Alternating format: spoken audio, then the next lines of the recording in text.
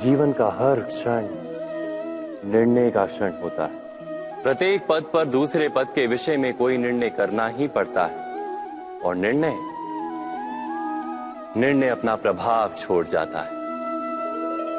आज किए गए निर्णय भविष्य में सुख अथवा दुख निर्मित करते हैं, ना केवल अपने लिए, अपने परिवार के लिए भी, आने वाली पीढ़ियों के लिए भी।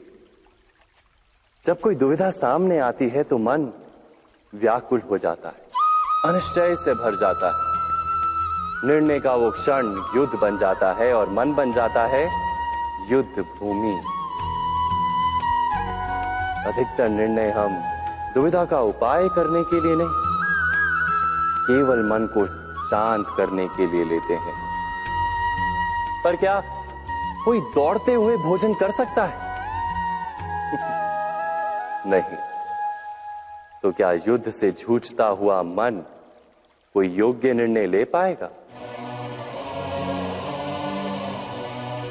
वास्तव में शांत मन से जब कोई निर्णय करता है तो अपने लिए सुखद भविष्य बनाता है। किंतु अपने मन को शांत करने के लिए जब कोई निर्णय करता है तो वो व्यक्ति भविष्य में अपने लिए कांटों भरा वृक्ष लगाता है। स्वयं विचार कीजिएगा।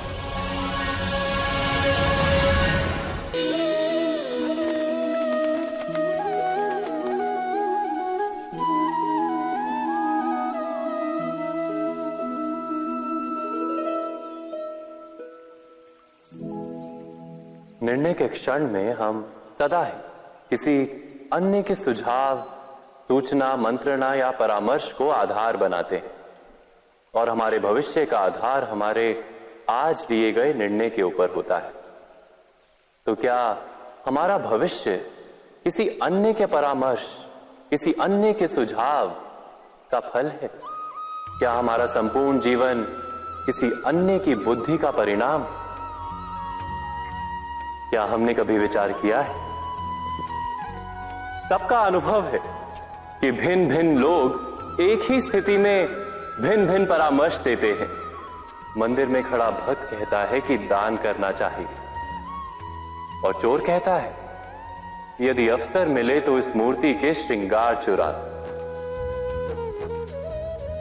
धर्म से भरा हृदय धर्ममय सुझाव देता है और अधर्म से भरा हृदय अधर्म का परामर्श देता है।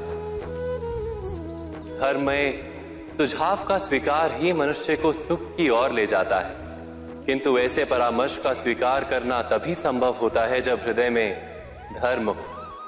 अर्थात किसी का सुझाव अथवा परामर्श स्वीकार करने से पूर्व स्वयं अपने हृदय में धर्म को स्थापित करना क्या आवश्यक नहीं? स्वयं विचार कीजिए।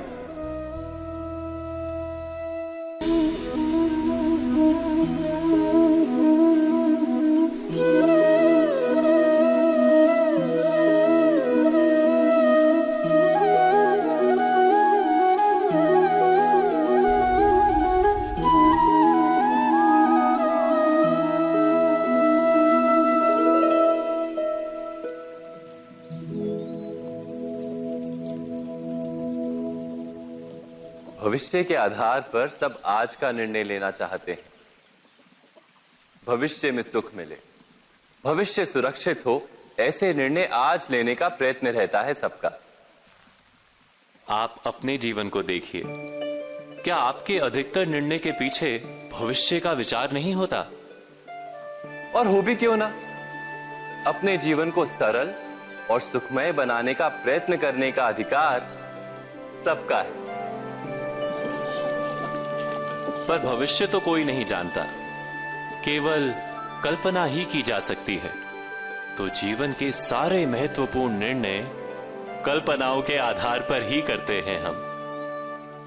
क्या निर्णय करने का कोई तीसरा मार्ग हो सकता है? विचार कीजिए।